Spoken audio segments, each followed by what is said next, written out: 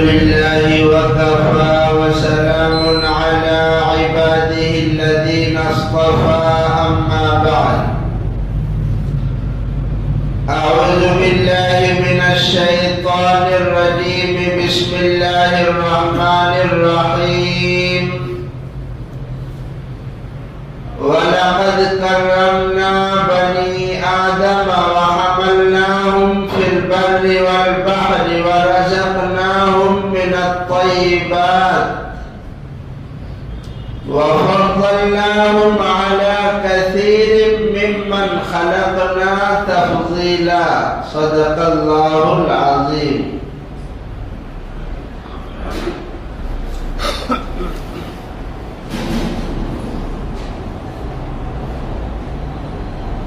اللہ تبارک و تعالی کا یہ احسان ہے اور فضل ہے کہ اللہ تعالی نے ہم سب کو انسان بنایا اور انسان بنا کر اللہ تعالی نے دیگر مخلوقات پر برتری اور فضیلت عطا فرمائی. دنیا میں جو انسان ہیں ان میں سے بہت سے لوگ مومن بھی ہیں, بہت سے لوگ کافر بھی ہیں. مومنوں کا جو مقام اور مرتبہ اللہ کے یہاں ہے وہ کسی اور کا نہیں ہے, لیکن بحیثیت مجموعی عمومی طور پر جو بھی انسان ہے اللہ نے اس کو فضیلت عطا فرمائی. یعنی یہ شرط نہیں ہے کہ وہی انسان افضل ہے جو تقوی والا ہو. اس آیت شریفہ میں یہ اور بات ہے, اس کی فضیلت الگ ہے, لیکن یہاں عمومی طور پر اللہ تعالیٰ نے انسان کو جو مقام اور جو عزت دی ہے وہ کسی اور مخلوق کو نہیں ہے. انسانی دنیا میں رسول اکرم صلی اللہ علیہ وسلم کی آمد سے پہلے چاہے وہ ایران ہو یا ہندوستان ہو یا دنیا کا کوئی اور ملک ہو, یہاں تک کہ خود عرب کے اندر انسانیت کو کتنا ذلیل و رسوا کیا گیا. غلاموں کو بجائے چراغ جلانے کے غلاموں کو زندہ جلا کر حکما اور عمرا اپنے دلوں کو سکون پہنچایا کرتے تھے. رسول اکرم صلی اللہ علیہ وسلم کو اللہ تعالی نے مبعوث فرمایا اور آپ کے ذریعے سے اللہ تعالی نے انسانوں کو درندگی سے اور بربریت سے نجات عطا فرمائی اور انسان کو صحیح راستہ دکھلایا. اس لیے حضور اکرم صلی اللہ علیہ وسلم نے ارشاد فرمایا, اے گروہ قریش, جاہلیت کے غرور کو اللہ تعالیٰ نے ختم کر دیا ہے, نسب کی برتری اور فخر کو اللہ تعالیٰ نے مٹا دیا ہے. سب آدم کی اولاد ہے اور آدم مٹی سے پیدا ہوئے. کہیں آپ کا ارشاد ہے, اے لوگوں, سب لوگ ایک ہی ماں باپ کی اولاد ہو. دیکھو آدم علیہ السلام مٹی سے پیدا ہوئے, ہم سب انہی کی اولاد ہیں. آپ صلی اللہ علیہ وسلم نے انسانیت کے ناطے انسانیت کے ساتھ کیا برتاؤ رکھا اور ان کے ساتھ کتنی ہمدردی سے پیش آئے. آپ قرآن پاک سیرت کی کتابوں میں ایک نہیں ہزاروں واقعات آپ کو ملیں گے کہ انسانیت کے ساتھ کیسا سلوک ہوا. عرب کی اس دھرتی میں سیاست کو لوگ جانتے نہیں تھے. سیاست کیا چیز ہوتی ہے. عرب کے اس خطے پر کوئی حکمرانی کرنے کے لیے تیار نہیں تھا۔ رسول اکرم صلی اللہ علیہ وسلم کی ہجرت سے پہلے آپ نے سنا عبداللہ بن ابی کے سر پر تاج رکھا جانے والا تھا، لیکن آپ نے ہجرت کی، آپ کی ہجرت کی وجہ سے اس کا جو پلان تھا وہ فیل ہو گیا اور لوگ اس کو چھوڑ کر رسول اکرم صلی اللہ علیہ وسلم کے طرفدار ہو گئے۔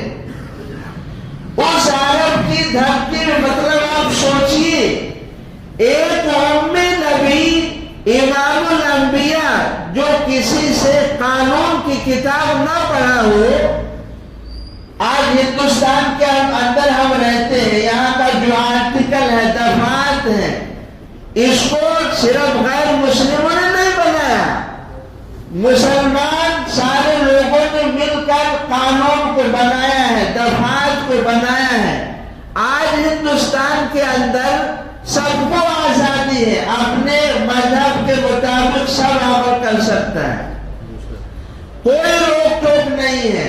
یہ اور بات ہے، دنگا فساد کرنے والے کون ہیں وہ دنیا جانتی ہے، چاہے وہ احمد آباد کا فساد ہو یا اعظم گڑھ کا فساد ہو یا میانمار کا فساد ہو، گجرات کا فساد ہو، سارے فسادات کون کروایا ہے؟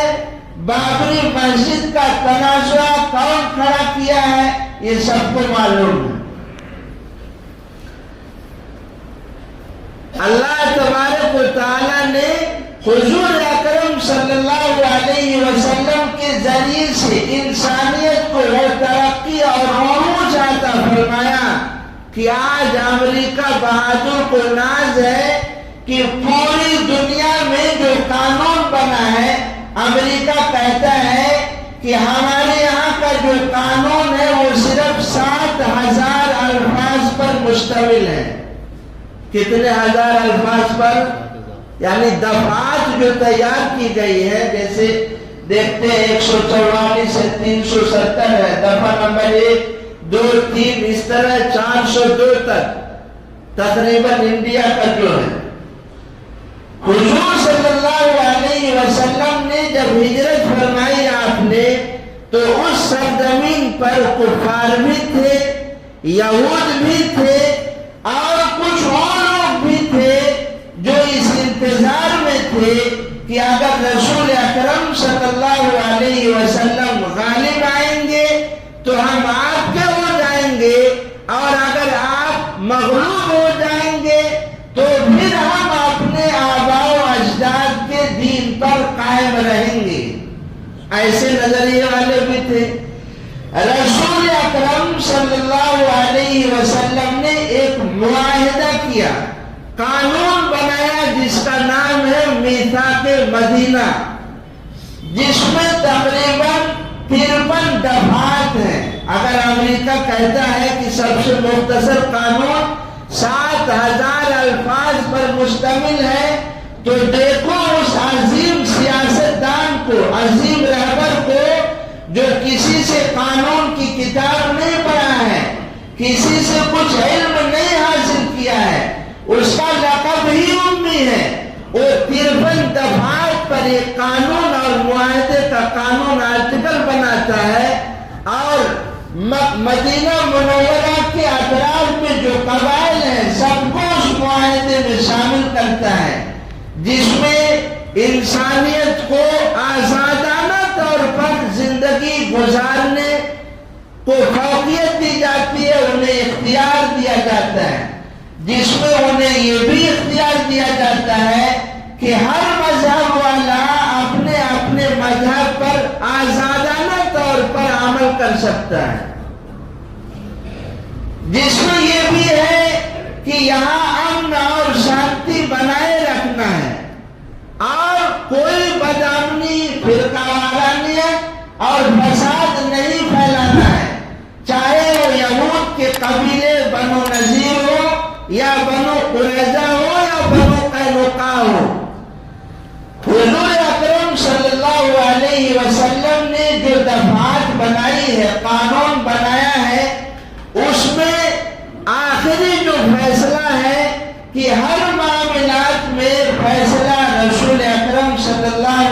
علیہ وسلم کی عدالت میں لایا جائے گا اور مسلمانوں کو، مومنین کو ایک درجے میں فوقیت حاصل ہوگی، ان کے ماتحت ہو کر تمام قبیلے رہیں گے۔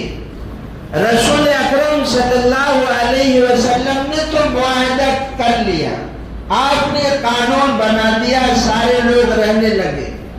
ایک بات یاد رکھیے، رسول اکرم صلی اللہ علیہ وسلم کی جو زندگی ہے، آپ نے جو اصول بنایا ہے، کبھی اس اصول کو آپ نے توڑا نہیں ہے، چاہے خوشی ہو یا غمی ہو، چاہے امن کا حال ہو یا خوف کا ہو، ہر حال میں رسول اکرم صلی اللہ علیہ وسلم نے اصولوں کی پابندی فرمائی ہے۔ آج ملک ہندوستان میں قانون کون توڑ رہا ہے؟ ہم نے ہی حاکموں کو جگایا تھا نیند سے، ہم نے ہی حاکموں کو جگایا تھا نیند سے، الٹا ہمیں پہ قتل کا الزام آ گیا، اور بغدادی قاعدہ تھا میرے ہاتھ میں، فقط القاعدہ کے ساتھ میرا نام آ گیا۔ تو اس ملک ہندوستان کے اندر قانون کون توڑتا ہے؟ آئے دن سوشل میڈیا پہ دیکھ سکتے ہیں۔ رسول اکرم صلی اللہ علیہ وسلم نے جو کچھ بھی قانون بنایا، اس کو توڑا کس نے؟ بنو قینقاع، غزوہ بدر ہو گیا ہے، رسول اکرم صلی اللہ علیہ وسلم نے واپسی پر بنو قینقاع کو اسلام کی دعوت دی اور فرمایا مجھ سے مقابلے کی نہ سوچو، ورنہ اللہ تعالیٰ تمہیں ویسے ہی ذلیل کریں گے جیسے مکہ کے قریشیوں کو اللہ نے بدر کے میدان میں ذلیل کیا۔ اب بنو قینقاع حضور اکرم صلی اللہ علیہ وسلم کے ساتھ لڑائی پر آمادہ ہو گیا اور کہنے لگا حضور صلی اللہ علیہ وسلم سے کہ آپ یہ نہ سمجھنا کہ اگر مکہ کے قریش پر آپ غالب آ گئے تو ہم پر بھی غالب آ جائیں گے، اور نہ تجربہ کار تھے، لڑنا ہے تو ہم سے لڑو۔ یہ معاہدہ کو توڑا کس نے؟ رسول اکرم صلی اللہ علیہ وسلم نے جو قانون بنایا کہ ایک دوسرے کا تعاون کریں گے اور ایک دوسرے کے خلاف کسی قبیلے کی کوئی مدد نہیں کرے گا۔ دفعات میں یہ بھی تھا۔ بنو قینقاع حضور صلی اللہ علیہ وسلم سے لڑائی پر آمادہ ہو گئے، جس کی وجہ سے رسول اکرم صلی اللہ علیہ وسلم نے انہیں جلا وطن کیا۔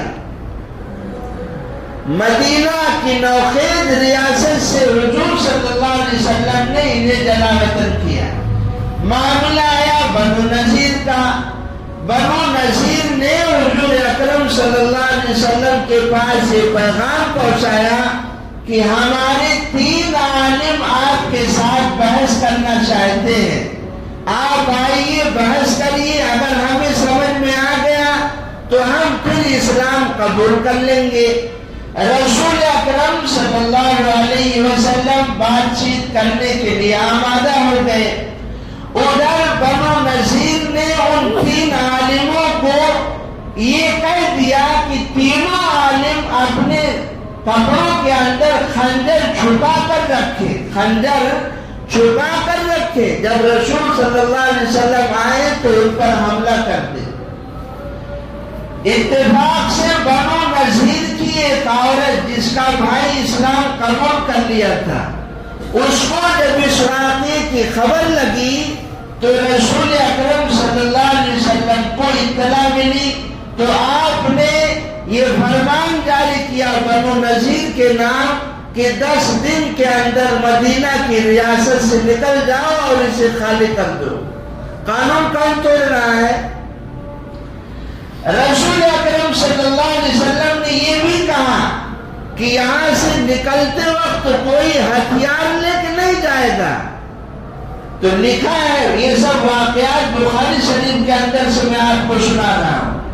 ان لوگوں نے اپنے گھروں کے چوکھٹ اور دروازوں کو اکھاڑ سفر، کوئی ملک شام، کوئی مدینہ کے اطراف میں دور دراز علاقے میں ادھر ادھر نکل گئے۔ اس طریقے سے معاہدہ توڑنے کی وجہ سے، بدامنی پھیلانے کی وجہ سے رسول اکرم صلی اللہ علیہ وسلم نے انہیں جلا وطن کیا۔ بخاری شریف میں دو واقعہ ہے کہ میں آپ کے سامنے رکھ رہا ہوں۔ حضور اکرم صلی اللہ علیہ وسلم کو جب اللہ تعالیٰ نے غزوہ بدر میں فتح عطا فرمائی تو مدینہ کا ایک بدبخت کعب بن اشرف جس کا نام ہے، وہ مکہ مکرمہ آیا اور یہاں آ کر قریش کے سامنے مرثیہ گا گا کر پڑھتا تھا اور لوگوں کو بھڑکاتا تھا، خود بھی روتا تھا، دوسروں کو بھی رلاتا تھا، یہاں تک کہ مکہ کے لوگوں سے اس نے یہ عہد لیا کہ مسلمانوں کے خلاف ہم سب مل کر چڑھائی کریں گے۔ یہ یہاں سے جب مدینہ گیا تو مدینہ منورہ جانے کے بعد اس کی جو خباثت تھی، اندر کی بدبختی کہیے، وہاں پر جا کر مسلمان صحابہ کی عورتوں کے بارے میں عشقیہ اور گندے اشعار پڑھ پڑھ کر لوگوں کو سناتا تھا۔ اور اس کا جرم صرف یہ نہیں تھا، اس کے ساتھ ساتھ رسول اکرم صلی اللہ علیہ وسلم کی توہین، آپ کی ہدو بیان کرنے میں اس نے کوئی کسر نہیں چھوڑی۔ بخاری شریف کے الفاظ ہے، حضور اکرم صلی اللہ علیہ وسلم نے ارشاد فرمایا، من لکعب بن اشرف، کعب بن اشرف کو ہلاک کرنے کے لیے، اس کا سبق سکھانے کے لیے کون تیار ہے؟ فَإِنَّهُ عَادَ اللَّهَ وَرَسُولَهُ، اس نے اللہ اور اس کے رسول کو تکلیف پہنچائی ہے۔ روایت میں ہے کہ محمد بن مسلمہ صحابی کھڑے ہوئے اور ارشاد فرمائے، یا رسول اللہ، میں اس کا کام تمام کر دوں گا، آپ مجھے اجازت دیجیے۔ رسول اکرم صلی اللہ علیہ وسلم نے فرمایا اجازت ہے۔ 3 دن تک محمد بن مسلمہ صحابی نے سوچ اور بچار کے بعد، تفکر کے بعد خدمت نبوی میں حاضر ہوئے اور ارشاد فرمایا، ہے اللہ کے رسول، میں تو جا رہا ہوں اس بدبخت کو قتل کرنے کے لیے، لیکن مجھے کچھ ایسی بات کہنے کی آپ اجازت فرما دے جس سے ظاہری میں یہ لگے کہ پیغمبر کی توہین اور ان کے خلاف بات ہو رہی ہے، لیکن اس کا باطن اچھا ہو، یعنی ایسی مجمل اور مبہم بات ہم کو کرنے کی اجازت دیجیے۔ حضور صلی اللہ علیہ وسلم نے فرمایا اجازت ہے۔ محمد بن مسلمہ، اس کی جو حویلی تھی، جو قلعہ تھا اس کا، کعب بن اشرف کا، وہاں گئے اور اس سے جا کر انہوں نے کہا کہ اس شخص نے ہمیں بہت پریشان کر دیا ہے اور اس سے ہم تنگ آ گئے ہیں، اے کعب بن اشرف، ہم تمہارے پاس اس لیے حاضر ہوئے ہیں تاکہ تم ہمیں کچھ قرض دے دو۔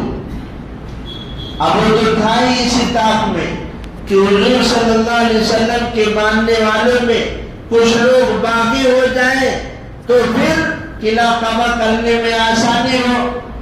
جب اس نے یہ سنا تو اس نے کہا ابھی کیا ہے، ابھی آگے دیکھیے کیا ہوتا ہے، یعنی ابھی سے پریشان ہو گئے، ابھی آگے دیکھیے۔ محمد بن مسلمہ نے فرمایا اب کیا کریں گے، ابھی تو ہم ایمان لے آئے ہیں، ان کا ساتھ چھوڑ بھی نہیں سکتے ہیں، آگے دیکھتے ہیں انجام کیا ہوتا ہے۔ اب اس کا مطلب انہوں نے یہ مراد لیا کہ آگے اسلام پھیلے گا اور مسلمانوں کی حکمرانی قائم ہوگی، اسلام پورے عرب کے اطراف میں اس سے باہر بھی پھیل جائے گا اور فی دین اللہ افواجا کا منظر لوگوں کے سامنے ہوگا۔ اور وہ یہ سمجھ رہا تھا اس کا مطلب کہ حضور صلی اللہ علیہ وسلم کی وفات ہو جائے گی تو جان چھوٹ جائے گی۔ اس طرح جب بات ہوئی تو یہ اس میں طے ہوا کہ ہم قرض تو دے دیں گے لیکن بدلے میں اس کی خباثت دیتی ہے۔ کہنے لگا بدلے میں آپ اپنی عورتوں کو میرے پاس رکھو۔ کعب بن اشرف نے کہا ارے ایسا کیسے ہو سکتا ہے، تم ایک حسین و جمیل مرد ہو، ہم اپنی عورتوں کو تمہارے پاس رکھیں گے، ایسا کیسے ہو سکتا ہے؟ کیونکہ عورتیں حسیناؤں پر مرتی ہیں۔ حضرت یوسف علیہ السلام کے حسن کو دیکھ کر زلیخا کی سہیلیوں نے اپنا ہاتھ کاٹ لیا۔ تو ہاتھ کاہے کاٹا تھا؟ جیسے آج کے دور میں عشق کے دیوانے رہتے ہر جگہ۔ زلیخا کی سہیلیوں نے یہ پیغام دیا تھا، اے یوسف ابھی تو ہم آپ کے لیے ہاتھ کاٹ رہے ہیں، ہم دل بھی کاٹ دیں گے، نہیں تو آپ ہمارے ہو جاؤ۔ جیسے آج کل ہاتھ کاٹتے نہیں ہیں، کوئی کاٹا ہے کہ نہیں؟ خون سے جو نام لکھتے ہیں، کیا کیا کرتے ہیں، کیا دیوانگی ہے۔ محمد بن مسلمہ سے پھر کعب بن اشرف نے کہا اگر اپنی عورتوں کو نہیں رکھتے تو اپنے بچوں کو رکھ دو۔ انہوں نے فرمایا کہ اگر بچوں کو رکھ دیں گے تو آگے لوگ تانا دیں گے، یہی ہے جو چند مٹھی پر جو اور اناج کے لیے اپنے بیٹوں کو رہن رکھے تھے، لوگ تانا ماریں گے۔ پھر ڈیل ہوئی ہتھیار رکھنے کی۔ محمد بن مسلمہ نے کہا ٹھیک ہے۔ اب وہاں سے اتنے گفتگو کر کے چلے آئے، آپ کے ساتھ تقریباً 5 لوگ تھے۔ اب ہتھیار لے گئے رکھنے کے لیے، ساتھ میں ابو نائلہ بھی تھے، دودھ پیتا بھائی ہے ان کا، ماں شریک بھائی ہے، کعب بن اشرف کا ابو نائلہ، یہ بھی ساتھ میں تھے، اور محمد بن مسلمہ بھی تھے۔ جب گئے اور آواز دی تو جب گھر سے نکلنے لگا تو عورت نے کہا کہاں جا رہے ہو؟ مجھے تو اس آواز میں خون کے قطروں کی بو آ رہی ہے۔ دماغ دیکھیے عربوں کا، یہ عرب کا دماغ بہت شاندار دماغ اللہ نے وہاں دیا ہے۔ ابھی بھی ایسے بھی لوگ، کتابیں تو اب چھپ رہی ہے نا بھائی، احادیث زبانی سینہ بسینہ لوگ منتقل ہوتے رہے، لکھتے بھی رہے، منتقل ہوتے بھی رہے، ایک تاریخ ہے اس کی۔ جب ہتھیار رکھنے کے لیے گئے اور کعب بن اشرف اپنے قلعے کی چوکھٹ سے باہر نکلا تو محمد بن مسلمہ نے کہا کیا خوشبو ہے یار، کیا بولے، کیا خوشبو ہے۔ تو اب وہ بھی تھوڑا آکر گیا، تم جانتے نہیں میرے پاس عرب کی حسین و جمیل عورت ہے جو ہمیشہ خوشبو میں ڈوبی رہتی ہے۔ محمد بن مسلمہ نے فرمایا کہ ذرا ہمیں بھی اجازت دیں گے، ہم بھی محظوظ ہو لیں، کچھ ہم بھی سن لیں آپ کی خوشبو۔ پلاننگ پہلے سے طے تھی کہ ہم خوشبو سونگیں گے ایک بار، پھر اس کا سر چھوڑ دیں گے، دوسری بار جب خوشبو سونگنے کے لیے اس کا سر ہم پکڑیں گے اور مضبوطی سے جب ہم پکڑ لیں گے تو تم لوگ کام تمام کر دیں۔ جیسے ہی یہ پہلی مرتبہ خوشبو سونگ کر چھوڑے اس کا سر، بات چیت ہوتی رہی۔ دوبارہ محمد بن مسلمہ نے فرمایا تھوڑا سا اور لطف لینے تو اپنی خوشبو کا۔ کہا ہاں کیوں نہیں، دیجیے جناب سونگ لیجیے۔ محمد بن مسلمہ نے جب مضبوطی سے سر پکڑا تو ابو نائلہ اور دیگر جو حضرات تھے کیا ہو گئے، 2 دن ختم، وہی قتل کر دی۔ قتل کر کے رسول اکرم صلی اللہ علیہ وسلم کے پاس آئے۔ رسول اکرم صلی اللہ علیہ وسلم نے دعا دی۔ تھوڑی دیر کے بعد یہود کے لوگ اکٹھا ہو گئے کہ آپ کے لوگوں نے ہمارے سردار کو قتل کر دیا ہے۔ رسول اکرم صلی اللہ علیہ وسلم نے پھر اس کے عیب گنوائے، تمہارا سردار کی کیا کیا حرکتیں تھی اور کتنا خبیث ہوتا، یہ لوگ اپنا سامان لے کر واپس چلے گئے۔ اس نے مسلمانوں کو اسی طرح اس کا ہم پلہ ایک ہے ابو رافع، جس کا نام ہے عبداللہ ابن ابو الحقیق، یہ بھی اسی کا ہم پلہ ہے، مدینہ کے اندر اس کا بھی قلعہ ہے۔ غطفان کے قبائل کو مال و دولت کے ڈھیر لگا دیے اس نے، تاکہ وہ قبائل مل کر مسلمانوں کے اور اسلام کے خلاف سازش رچے۔ جرم کی کون کر رہا آپ سن رہے ہیں، قانون بنایا گیا ہے، عہد کون توڑ رہا ہے، کون پاسداری نہیں کر رہا، سمجھیے آپ۔ اس نے غطفان کے قبائل کو مال و دولت دے کر مسلمانوں کے خلاف اکسانے کی کوشش کی، اور جو عادتیں اور خبائث کعب بن اشرف کے تھے وہی اس کے بھی تھے۔ اچھا، یہ جو قتل کیے ہیں محمد بن مسلمہ، یہ انصاری صحابی ہے اوس کے۔ آج اگر کوئی تہجد پڑھتا ہے تو دوسرا دیکھ کر تہجد نہیں پڑھتا ہے، لیکن یہ صحابہ تھے۔ اگر انصاری کوئی نیکی کرتا ہے تو خزرجی انصاری وہ بھی چاہتے ہیں میں بھی وہ نیکی کروں۔ تو محمد بن اسلمہ انصاری صحابی ہے اوس سے۔ اب ابو رافع کو قتل کرنے کی باری آئی تو عبداللہ بن عتیق جو خزرج سے انصاری صحابی ہے، ہم کاہے پیچھے رہے؟ اگر اوس والے قتل کیے تو خزرج والے کاہے پیچھے رہے؟ تو خزرج والوں میں سے عبداللہ بن عتیق اور ان کے ساتھ دیگر صحابہ نے اجازت چاہی۔ لیکن جو بخاری شریف کی روایت ہے کہ جب یہ گئے ابو رافع کے قلعے کے پاس تو دربان گیٹ بند کرنے والا تھا، تو جیسے آدمی قضائے حاجت کرتا ہے ویسے ہی گیٹ کے پاس عبداللہ بن عتیق بیٹھ گئے تاکہ دربان پہچان نہ پائے۔ جب گیٹ بند ہونے لگا اور دربان نے دیکھا کوئی بیٹھا ہے چادر اوڑے ہوئے، تو اس نے آواز لگائی اندر آؤ ورنہ دروازہ بند ہو جائے گا۔ انہوں نے غنیمت جانتے ہوئے قلعے کے اندر داخل ہو گئے اور جہاں گھوڑا گدھا وغیرہ باندھا جاتا وہیں چلے گئے۔ دربان نے تالا لگایا، چابی تاخچے کی کھوٹی میں ٹانگ دیا۔ یہ سب دیکھ رہے ہیں۔ جب سب لوگ سو گئے انہوں نے چابی اٹھائی، تالا کھولا، قلعے کے اندر گئے اور آواز لگائی ابو رافع، تو اس نے کہا جی ہاں۔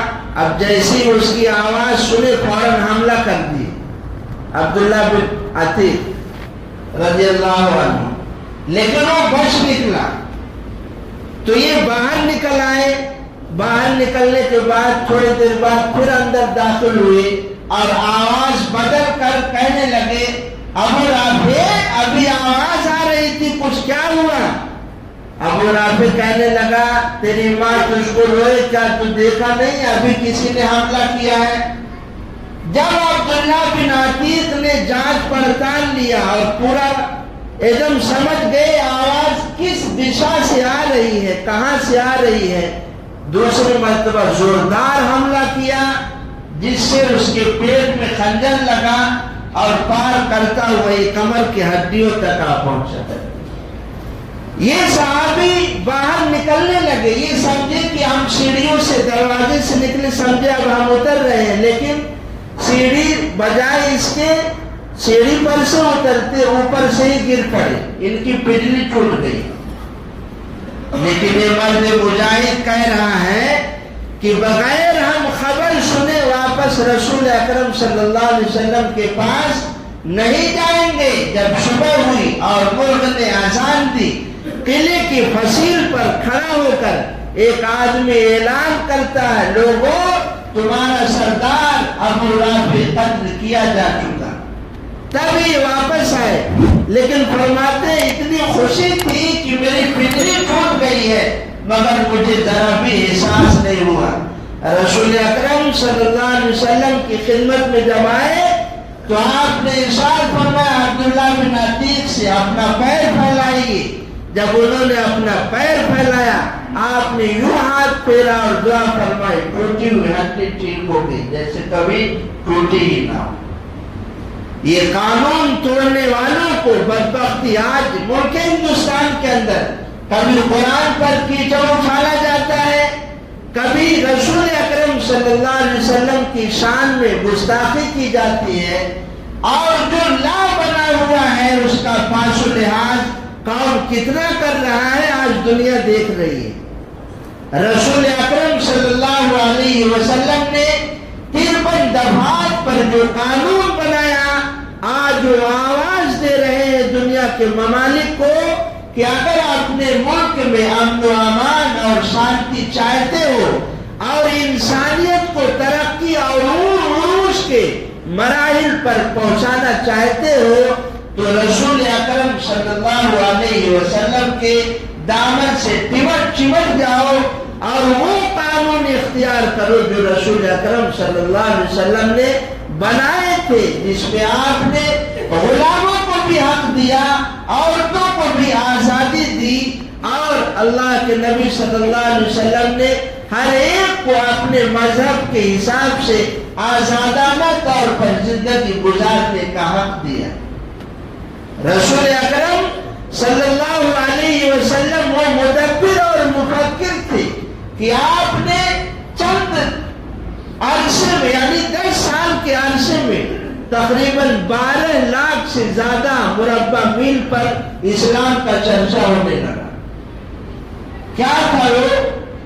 کیا قانون تھا؟ کیا اس کے اندر انسانیت کی عزت اور فضیلت بتائی گئی تھی؟ آج لوگ پروپیگنڈا کرتے ہیں کہ اسلام دہشت گردی کا مذہب ہے، اسلام تلوار سے پھیلا ہے۔ اب یہ اینڈ ہے آج کا یہ پروگرام، سیرت کے موضوع پہ آپ سن رہے ہیں۔ اب ایک ہفتہ ہم صفائی دیں گے کہ اسلام تلوار کے زور پر پھیلا ہے، اسلام دہشت گردی سکھاتا ہے، یا اسلام کیسا مذہب ہے، اس پر ہم روشنی ڈالیں گے۔ اس کے بعد انشاءاللہ تیار رہیے گا، غزوہ بدر سے انشاءاللہ آغاز ہو جائے گا۔ اللہ تبارک و تعالی جو کچھ ہم نے کہا اسے قبول فرمائے اور ہم سب کی نجات کا ذریعہ بنائے، پورے عالم میں اللہ تعالی امن و امان عطا فرمائے۔ وما علینا الا البلاغ۔